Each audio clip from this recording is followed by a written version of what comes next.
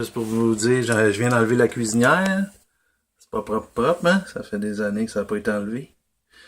Mais pour quelqu'un qui ne sait pas comment enlever ça, c'est gossant.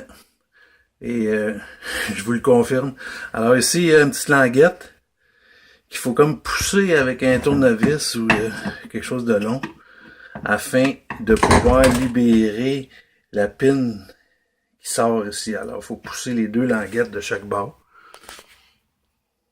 Fait que ça a pris un peu de temps avant de démontrer ça. Aussi, ici, j'ai mon énorme réservoir à eau que je vais mettre à la poubelle. Alors, je prévois ici mettre 2 banquettes droites une fois fini, avec des réservoirs flexibles de chaque côté. Et puis là, présentement, je vais récupérer le système ici qui vérifie le niveau d'eau. Ça fonctionnait très bien, là. Je sais pas comment je vais pouvoir fitter ça sur des réservoirs flexibles. Mais je vais quand même le récupérer parce que il fait également le niveau de la fosse septique. Ça fonctionnait bien. Fait qu'on va le garder. Bon, ben, une grosse étape. On a enlevé le réservoir à eau. On a enlevé aussi une partie de le mouleur qu'il y avait par-dessus ça, là. Un peu comme de l'autre côté. Qui fait un joint plus bas. Qui tient le siège de ce côté-là. Comme je dis, ce côté-là, je tiens pas tellement parce que j'aime pas les banquettes en U. Ça fait une plus petite table. C'est difficile d'accès. Et le lit, pas tellement confortable non plus. Et puis, on l'utilise jamais. Fait que j'aimerais mieux avoir une banquette droite avec une table plus longue. Et puis, de ce côté-là, je vais faire plutôt une autre stratégie parce que la banquette, elle va rester presque identique à ça. Je vais essayer de récupérer la partie de fil de verre ici. Je vais voir ce que je peux récupérer là-dedans. En tout cas, le couvercle, il va rester. C'est un plywood de 5-8 à peu près. Il est en bon état. Fait que... je vous dis, on continue. C'est ça que ça donne pour le côté tribord. Ensuite, ce qui va faire mal au cœur, c'est de défaire ce cabinet-là. Alors, lui aussi, il repose un peu sur un genre de frame comme ça, là, en dessous, ici. Et puis, il fait le tour comme ça. Comme ça, comme ça, comme ça. Fait que c'est sûr que ça va faire mal au cœur, mais le lavabo, il est ben trop petit. On peut rien mettre là-dedans. Ici, il y a une belle trappe avec des super valves. Ben, super beau. Puis en dessous, pas vraiment d'espace pour mettre rien de pratique de toute façon dans cette configuration-là, mais on va essayer de démancher sans trop le maganer. Des fois que je puisse récupérer quelque chose là-dessus. Un petit update sur mon cabinet de cuisine. Alors j'ai enlevé le comptoir. J'ai enlevé le lavabo, les robinets. Ici, on voit le glaciaire. Le comptoir, ici, sorti assez bien parce qu'il était en mauvais état. Là, fait qu'il y avait des vis qui provenaient de l'autre côté de la planche. La sorte de division. Et puis, en soulevant, c'est sûr que ça a fait des petits dommages, là, mais je me voyais pas aller en dessous. Tout enlever le foam pour aller le dévisser, là, c'était impossible. Fait que là, je suis en train d'enlever le foam autour de la glacière ici, qui peut-être va être récupéré. C'est quand même est en bon état à l'intérieur, là, il n'y a rien, il n'y a pas de craquelure. Pardon. Et puis le cabinet, il va peut-être sortir rien que d'un bout parce que ici j'ai dévissé le cabinet de la division. Ça bouge. Ça bouge, ça bouge. Alors il reste juste à aller dévisser en dessous de la glacière et puis sur le mur arrière. Puis toute la partie ici devrait s'en venir.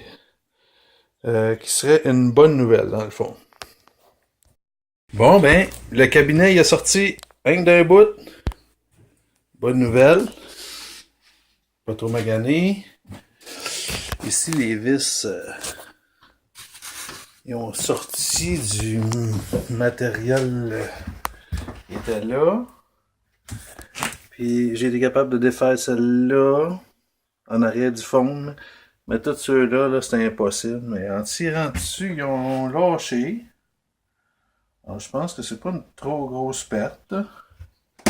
Et puis là, ça fait 1 heure que j'enlève de la mousse sur éthane. Et puis, le plywood ici, c'est délaminé. C'est comme la première couche de plywood ici qui se défait, mais en arrière, je suis content parce que c'est bien solide. Et puis, je vais peut-être y remettre une couche de fibre de verre à grandeur pour rebâtir le plywood à son épaisseur originale. Parce que ici, l'eau avait rentré sur le bord du comptoir. Puis ça avait comme enlevé cette couche-là là, de plywood qui était encore humide. Là. Fait que on va rebâtir ce plywood-là. On va aller chercher le mauvais. Puis on va remettre une couche de fibre de verre par-dessus. Et puis on est rendu là. Mise à jour. Alors, tout est vidé. L'allure étant enlevée. Alors, on est rendu à enlever toute la structure intérieure. Puis là, comment on va faire ça? On va faire une coupe au grinder ici, tout le long en dessous du support du siège. On va garder la structure du siège pour dans le futur. Une autre incision là. Même chose l'autre bord, en dessous du siège. Fait que toute la partie ici, ça va être enlevé.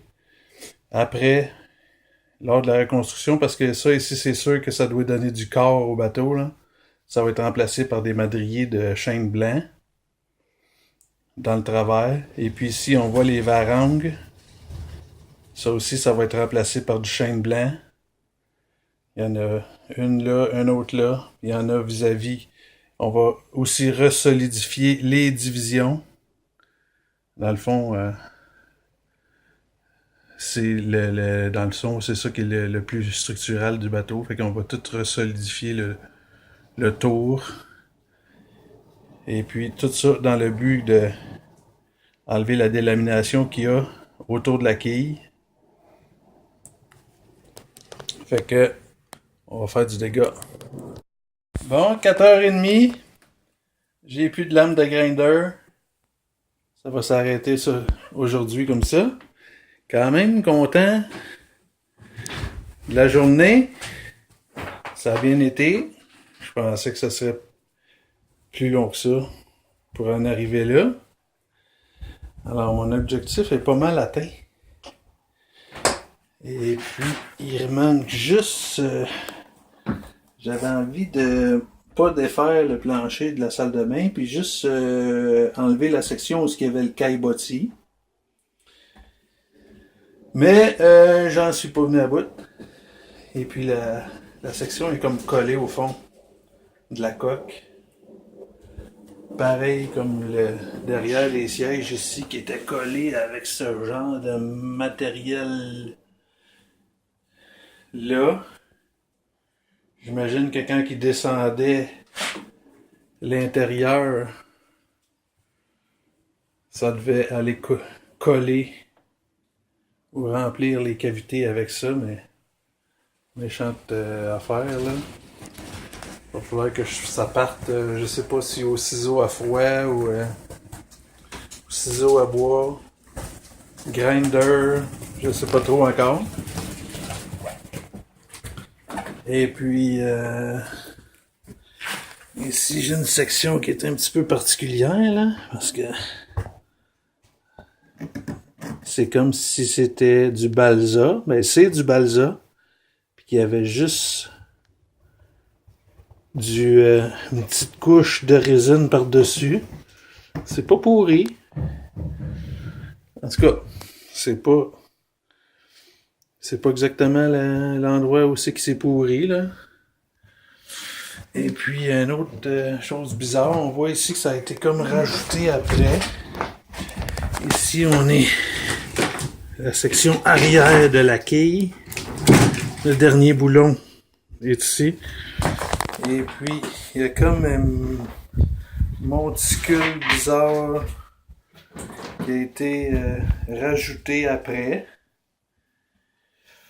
Un genre de renfort, mais ça empêche toute l'eau qui est en arrière de ça d'aller dans l'endroit où il y a la pompe de calme. Fait que on va pouvoir avoir accès au corps, ça c'est sûr. Puis renforcer tout le squelette qui retient la quille. Fait que on est rendu là.